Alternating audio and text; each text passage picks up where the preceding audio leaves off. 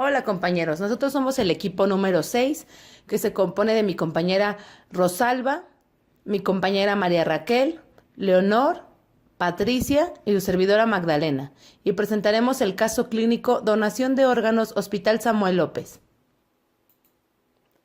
El contenido es la descripción del caso, muerte encefálica y donación de órganos, planteamiento penal, planteamiento civil, descripción del caso, aplicación de vacuna BCG, CONAMED, planteamiento administrativo y planteamiento laboral. El planteamiento del problema, abordando el primer caso clínico, el nombre del paciente Carlos Axel Cabrera Medina, ingresa paciente masculino de 18 años de edad, quien es trasladado el día 25 de enero del 2011 por paramédicos. Refieren caída de una altura de 5 metros aproximadamente. Se desconoce cinemática del trauma, por lo que se decide su ingreso al servicio de urgencias del Hospital Público Samuel López para su valoración clínica. A la exploración física se encuentra estuporoso, con contusiones en cabeza y cara, anisocoria, esto quiere decir que sus pupilas son de diferentes tamaños. Se le toma radiografías de cabeza, cuello y cuerpo, por lo que se le diagnostica traumatismo craneoencefálico severo y fractura de fémur. En la nota de evolución del día 26 de enero del 2011, a las 8:32, se reporta en masculino de 18 años con diagnóstico de traumatismo craneoencefálico severo y fractura de fémur. El paciente actualmente se encuentra bajo apoyo mecánico ventilatorio y aminas. Esto quiere decir que requiere de un ventilador y de unos medicamentos que le ayudan a su corazón a seguir latiendo. Clínicamente presenta midriasis bilateral.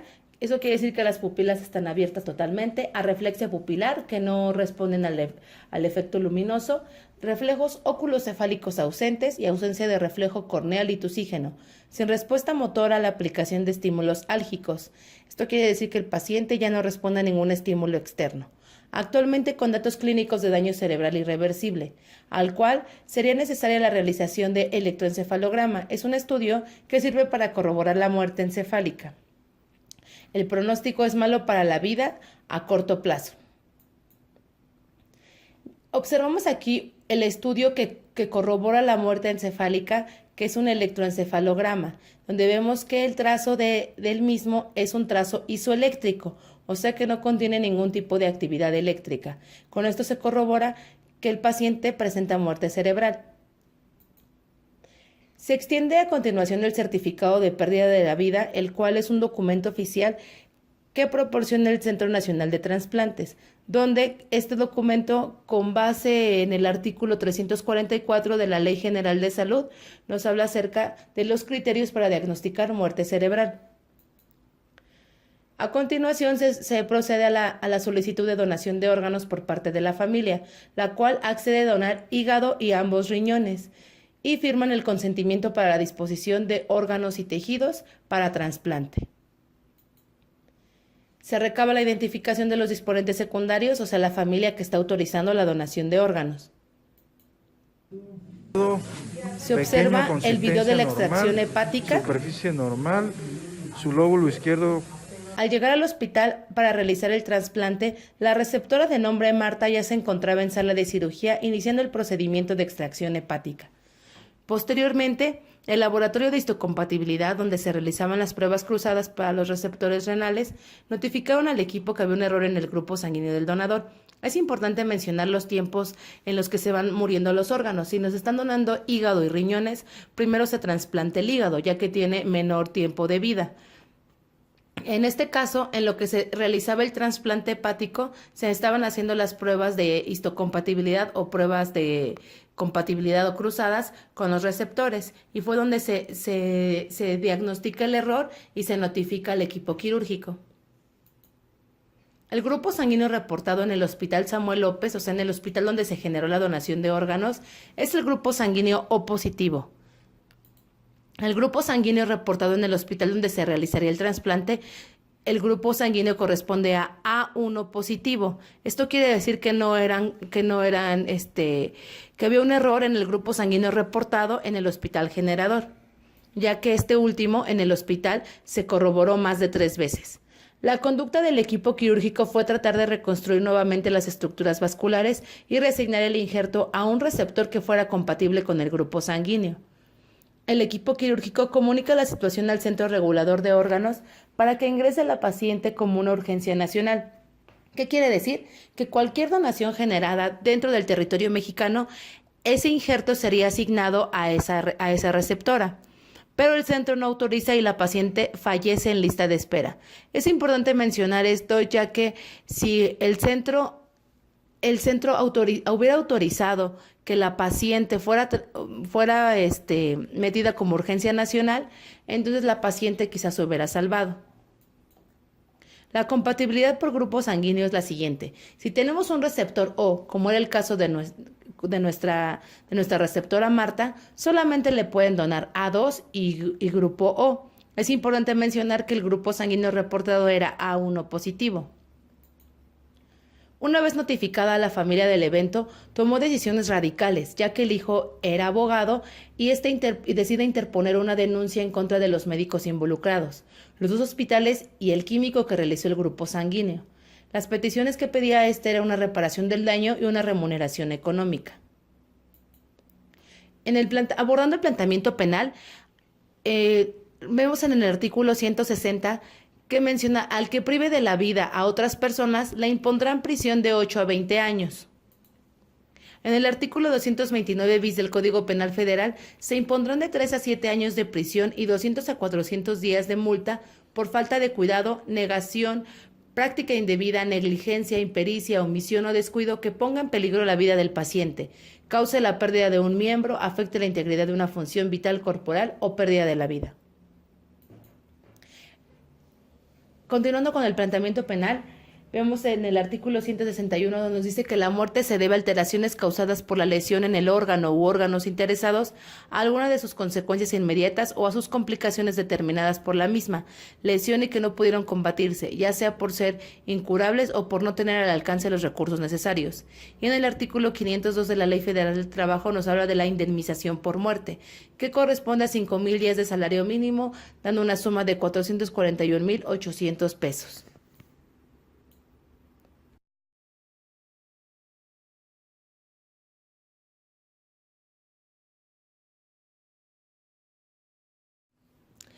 El planteamiento civil, los familiares de la señora Marta presentará una queja en el órgano interno del hospital, en donde se le comenta que no es responsabilidad del hospital, ya que ellos no fueron los que hicieron las pruebas del grupo sanguíneo del donador, por lo que los familiares de la señora Marta llevan a cabo una demanda civil por negligencia e indemnización del daño.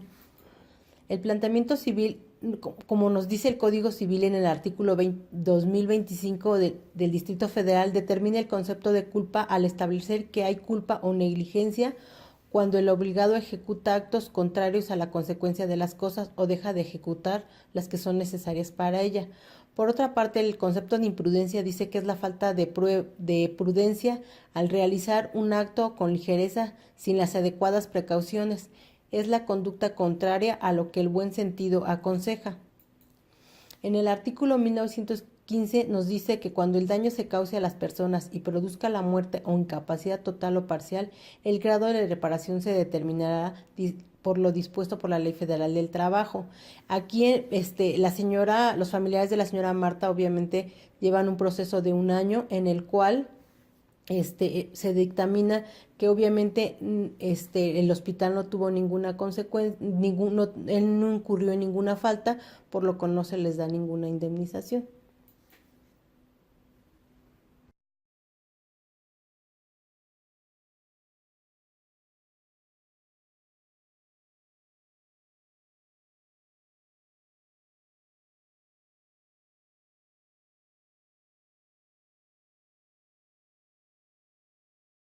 Caso clínico 2. En un municipio del estado de Chiapas, en una clínica del IMSS, el 5 de abril de 2016, un residente de medicina familiar llamado Rosales realiza la vacunación BCG a 8 niños de entre 7 a 20 días de nacidos. Aplica la dosis de 1 mililitro vía intradérmica.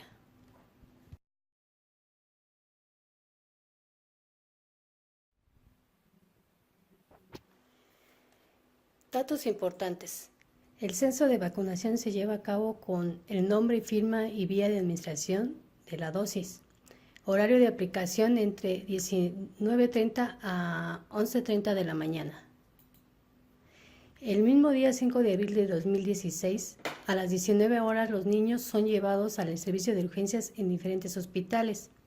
La sintomología fue adinámicos, que es debilidad, con pulso débil y dificultad respiratoria. Los médicos del hospital declaran el fallecimiento de 4 niños, mientras los otros 4 se mantienen con diagnóstico reservado, reportándose como muy graves. Seguimiento del caso. El doctor Rosales realizó 8 vacunaciones. Varios especialistas indican que las reacciones por vacunación no se presentan después de 6 horas, por lo que se descarta una reacción a la vacunación. La dosis aplicada no es la correcta.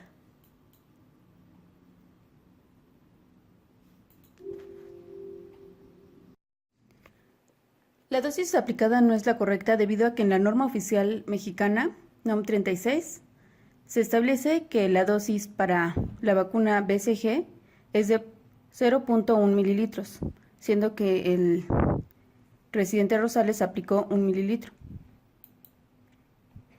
Para esto, los papás de uno de los niños levantan una queja por negligencia médica ante la Comisión Estatal de Conciliación y Arbitraje Médico contra el médico residente Rosales. Los padres acuden al órgano interno de control del Instituto Mexicano del Seguro Social, derivado de que CONAMED les dijo que debían recurrir a la autoridad interna del instituto. Los padres acuden al órgano interno y este se basa en la Ley Federal de Responsabilidades Administrativas de los Servidores Públicos, en el capítulo 11, artículo 10, en el capítulo 2, artículo 10, en el que se establece que se debe facilitar el acceso al público para presentar quejas y o denuncias por incumplimiento de las obligaciones de los servidores públicos. Además, en el artículo 11, los órganos y sistemas deben identificar, investigar y determinar las responsabilidades derivadas del incumplimiento de sus obligaciones. En el artículo 13, las sanciones por falta administrativa consistirán por amonestación pública o privada. En cuanto al planteamiento laboral, la institución podrá rescindir la relación laboral con el doctor Rosales sin responsabilidad para el patrón, según el artículo 47, fracción segunda de la Ley Federal del Trabajo. Esto será cumplido toda vez que el patrón cumpla con el artículo 132, fracción tercera de la Ley Federal del Trabajo, en la que se establece que debe proporcionar el material en condiciones para que el profesionista pueda ejercer. A su vez que el trabajador está obligado al cumplimiento de los artículos 134, fracción segunda, cuarta, quinta y el artículo 135, fracción primera, que consisten en que él debe estar capacitado para poder ejercer sus funciones. Para el laudo del caso, el residente Rosales es demandado. Sin embargo, con apoyo de la institución, se logra una conciliación en donde se compromete a no laborar más en la región, además de otorgar una pequeña indemnización a los familiares afectados. Eso es todo por nuestra participación. Agradecemos su atención.